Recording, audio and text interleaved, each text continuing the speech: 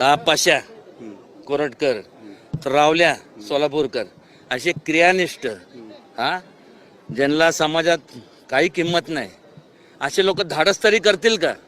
ते वाघ्या बाय कोण वाघ्या?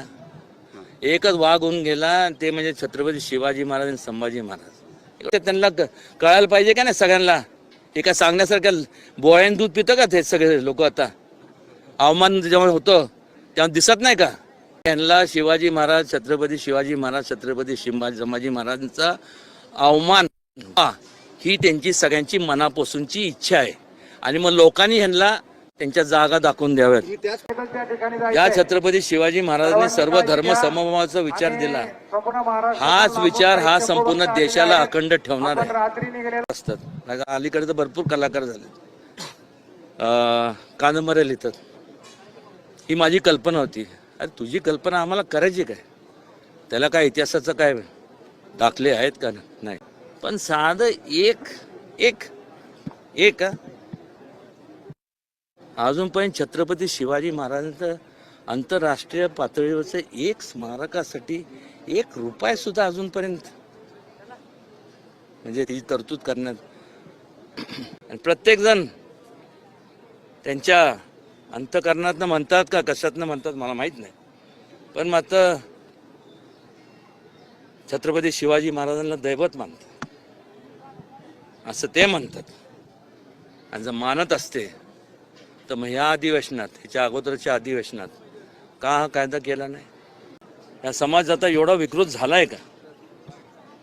आणि युगपुरुषांचं साठी अवमान किती काळ आपण सहन करून घेणार आहोत? स्वराज्याच्या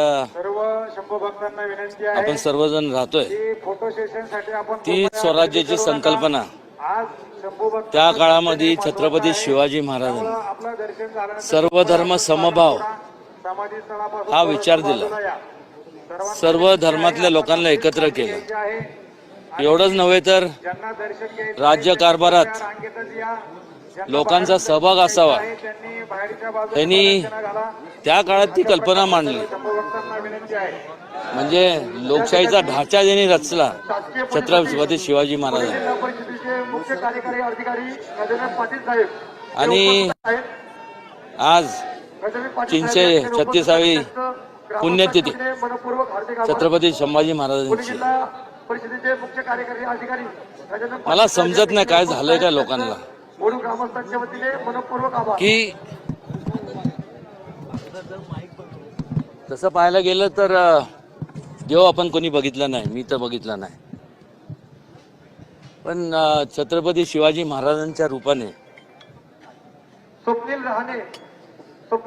देव निश्चितपणे पाहायला मिळाला. त्या काळातले आपल्या जे लोक होते त्या सर्वांना, हे आपले पूर्वज होते. आणि हे आज या लोकशाहीमध्ये म्हणजे थोडक्यात तसं पाहायला गेलं तर छत्रपती शिवाजी महाराज हे मूळ पुरुषच म्हणायला पाहिजे ना, युग पुरुष आपण म्हणतो. दुर्दैव एवढंच आहे की ह्या मूळ पुरुषांची, राजमाता जिजाऊ असतील, शिवाजी महाराज असतील आणि संभाजी महाराज, त्यांची वारंवार थट्टा, अवहेलना म्हणजे गलिच्छ त्यांच्यावरती विधान केले जातात. ज्यांनी संपूर्ण आयुष्य स्वतःच एक एक क्षण लोकांच्या हितासाठी वेचला. आज तेच लोक, तो समाज, या समाज आता एवढा विकृत झालाय का? आणि युगपुरुषांचं साठी अवमान किती काळ आपण सहन करून घेणार आहोत? जे महापुरुष छत्रपती शिवाजी महाराजांसारख्या युगपुरुषामुळे जे महापुरुष जन्माला आले, अनेक झाले, त्यांचं मात्र संरक्षण करण्याकरता कायदे निर्माण झाले. पण मात्र छत्रपती शिवाजी महाराज, संभाजी महाराज, राजमाता जिजाऊ, अनेकदा मी सांगून सुद्धा, व्यक्तिशः माझं मत नाही, सर्वांचं मत आहे, हे तर अगोदरच व्हायला पाहिजे होतं. कायदा बनवायला काय बजेटरी प्रोव्हिजनची आवश्यकता नसते. मी मागच सांगितलं होतं की मोकोका सारखा जो कायदा आहे, कॉग्निझेबल आणि नॉन बेलेबल, किमान एक 10 वर्ष सक्त त्याला शिक्षा लागू झाली पाहिजे. असा कायदा अजूनपर्यंत पारित केला नाही. मोकोकाचा केला, अट्रॉसिटीज ॲक्ट केला, सगळ्यांचं संरक्षण केलं गेलं. पण सर्व पक्ष ह्या सगळ्यांना सांगून पण वारंवार आणि प्रत्येकजण त्यांच्या अंतःकरणातनं म्हणतात का कशातनं म्हणतात मला माहीत नाही, पण मात्र छत्रपती शिवाजी महाराजांना दैवत मानतात असं ते म्हणतात.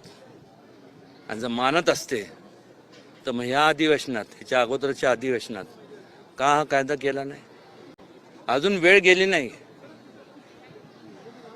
का? त्यांना म्हणजे जे त्यांचा अवमान व्हावं असं हे लोकप्रतिनिधी आहेत त्यांना असं वाटतं का? मला तर वाटत नाही. पण ते त्यांच्या कार्यपद्धतीतनं त्यांनी सिद्ध करून दाखवलं पाहिजे ना. कायदा पारित केला पाहिजे, अस्तित्वात आणला पाहिजे, तरच हे संपूर्ण सगळं थांबणार. आणि साधारण 60 दिवसाच्या आत ती संपूर्ण फास्ट ट्रॅक कोर्ट असतील किंवा ह्याच्यातनं त्याच्या माध्यमातून संपूर्ण ट्रायल झाली पाहिजे. त्याचबरोबर आधारस्तंभ छत्रपती शिवाजी महाराज, आधारस्तंभ संभाजी महाराज. काय बोलायचं आता? ज्या आधारस्तंभ, ज्या युगपुरुषांमुळं महापुरुष झाले, जन्माला आले, त्यांच्या स्मारकासाठी अनेक तरतुदी मोठ्या प्रमाणात करण्यात आल्या. पण साधं एक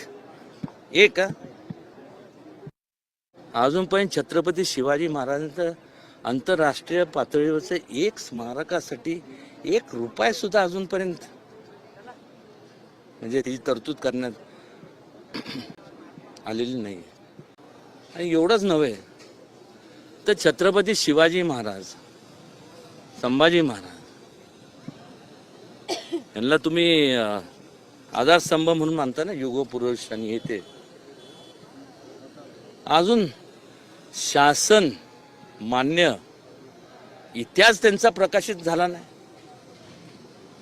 पण त्यांच्यामुळं जे महापुरुष आले त्यांचा मात्र शासनमान्य इतिहास प्रकाशित झाला. चांगलं आहे. पण तुम्ही मूळ पुरुषालाच विसरला ना. जे मूळ पुरुष जर नसते ते महापुरुष आपल्याला दिसले तरी असते का? आपण तरी दिसलो असतो का? त्याचबरोबर अरबी समुद्रामध्ये छत्रपती शिवाजी महाराजांचं स्मारक बनवणार अशी घोषणा नाही, तर त्यावेळेस त्याचा भूमिपूजनाचा कार्यक्रम झाला. त्या कार्यक्रमाला मला स्वतःला निमंत्रण होतं. ठीक आहे, तिथं जर तिथं जागा जर तिथं करता येत नसेल तर मुंबईसारख्या ठिकाणी एवढी जागा आहे, मोठं आंतरराष्ट्रीय तिथं स्मारक शिवाजी महाराजांचं हे झालंच पाहिजे. आणि का होऊ नये? त्याचबरोबर श्री स्वराज्य सर्किट, जे काय राजधानी होत्या मराठ्यांच्या, राजगड असेल, रायगड असेल, जिंजी असेल, सातारा असेल, असे संपूर्ण जे किल्ले आहेत, असे एक श्री स्वराज्य म्हणजे रामायण सर्किट, तसं बुद्ध सर्किट, त्या धर्तीवरती एक श्री स्वराज्य सर्किट स्थापन केलं पाहिजे. ते सुद्धा नाही. पण त्यातनं होणार काय? छत्रपती शिवाजी महाराजांचा इतिहास हा भावी पिढीपर्यंत पोहोचण्याचं काम होईल. त्याच्या माध्यमातून एक टुरिस्ट स्पॉट्स निर्माण होतील, रोजगार लोकांना उपलब्ध होईल. आणि जे अलीकडे आपण जे पाहतो मायग्रेशन होतंय मोठमोठ्या शहरांकडे, ते थांबल. लोक त्यांच्या शहरामध्ये, त्यांच्या गावांमध्ये तिथं त्यांना रोजगार मिळाला, पुढे जाणार नाही. आणि शासन मान्य इतिहास प्रकाशित न केल्यामुळं एका असतो, कलाकार असतात, अलीकडे तर भरपूर कलाकार झाले, कादंबऱ्या लिहितात, ही माझी कल्पना होती. अरे तुझी कल्पना आम्हाला करायची काय? त्याला काय इतिहासाचं काय दाखले आहेत का? नाही. आणि त्याच्यामुळं सिनेमॅटिक जी लिबर्टी म्हणतो आपण, ही लोक घेतात. वास्तविक जे सेन्सर बोर्ड आहे, त्या सेन्सर बोर्डमध्ये संपूर्ण इतिहासकार पाहिजे. तिथं ती स्क्रिप्ट जे कोण हे जे बनवतात ती त्यांच्याकडे जाऊ दे. पुढं त्यात काय बदल करणार ज्याच्यामुळं समाजात तेढ निर्माण होणार नाही, दुफळी निर्माण होणार नाही. या छत्रपती शिवाजी महाराजांनी सर्व धर्म समभावाचा विचार दिला. हाच विचार हा संपूर्ण देशाला अखंड ठेवणार आहे आणि हाच विचार या देशाला प्रगती पथाकडे नेणार. आणि त्यामुळेच भारत आपला जो देश आहे महासत्ता होणार. दुसरा कुठला विचार नाही. जे शहाजी महाराजांचं जी समाधी आहे होतगिरी जिल्हा दावणगिरी, त्याचा जीर्णोद्धार देखील होणं गरजेचं आहे. आणि त्याकरता सुद्धा शासनाने योग्य ते पावलं उचलावेत, निधी उपलब्ध करून द्यावं. हे सगळं करणं गरजेचं आहे. कारण की ह्या सर्वांनी संपूर्ण आयुष्य त्यांचं वेचलं. का असं आहे का? ते एक म्हण आहे ना की त्यांनी केलं तर झालं, विसरून जायचं का? अहो आपण जर आपला इतिहास विसरला तर तुमची आमची लायकी तरी काय, तुमची आमची ओळख तरी काय? का चेंज ऑफ गार्ड त्यावेळेस तर जे होते शिवाजी महाराज त्यात पडद्याआड तुम्ही नेणार आहात का? आता जे आहेत त्यांचं उदो करणार आहात? कमाल आहे. आणि खऱ्या अर्थाने हे सर्व जेवढे पक्षातले लोक आहेत यांनी एकदा ठरवावं की हे एक विशेष अधिवेशन बोलून तात्काळ हा कायदा पारित करावा, तो पास करावा, तो कायदा बनवावा, जेणेकरून कॉग्निझेबल आणि नॉन बेलेबल ऑफेन्स 10 वर्षाची शिक्षा तरच हे संपूर्ण जे विकृतपणा जो समाजात आहे किंवा जे विकृत लोक आहेत तरच ह्या त्यांच्या विकृतीला आळा आणि तरच हा समाज एकसंघ राहणार. मला एक सांगा, हा जर मुद्दा, हा जर कायदा जर बनवला, हा पाशा कोरटकर, रावल्या सोलापूरकर असे क्रियानिष्ठ, हा ज्यांना समाजात काही किंमत नाही, असे लोक धाडस तरी करतील का? मूळ तुम्ही मुद्द्यावरच हा मुद्दाच तुम्ही म्हणजे कायदाच बनवत नाही, त्यामुळे हे लोक त्यांचं लिबर्टी घेतात. ते वाघ्या कोण वाघ्या? एकच वाघ होऊन गेला, ते म्हणजे छत्रपती शिवाजी महाराज आणि संभाजी महाराज. कुठला वाघ्या?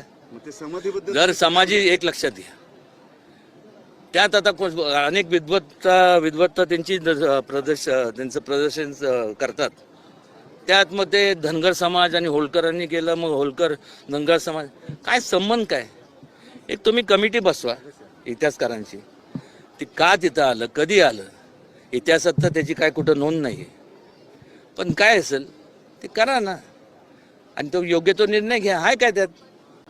माझं म्हणणं आहे की हे जर ह्यांनी जर अधिवेशन बोलवलं नाही, विशेष अधिवेशन, तर त्याचा असा अर्थ होणार आहे की ह्यांना शिवाजी महाराज, छत्रपती शिवाजी महाराज, छत्रपती संभाजी महाराजांचा अवमान ही त्यांची सगळ्यांची मनापासूनची इच्छा आहे. आणि मग लोकांनी ह्यांना त्यांच्या जागा दाखवून द्याव्यात. पण त्यांनी ऐकलं पाहिजे, म्हणण्यापेक्षा त्यांना कळायला पाहिजे का नाही सगळ्यांना. हे काय सांगण्यासारखं बोळ्यान दूध पितं का ते सगळे लोक? आता अवमान जेव्हा होतं तेव्हा दिसत नाही का? दंगली होतात, कोणाचं प्राण जातो, हे होतात ते होतात, त्याला कारणीभूत कोण? हा कायदा तुम्ही पारित नाही केला तर कारणीभूत हेच संपूर्ण सगळे. ह्या सांगण्यासारख्या गोष्टी नाही आहेत, हे अंतःकरणातनं आलं पाहिजे.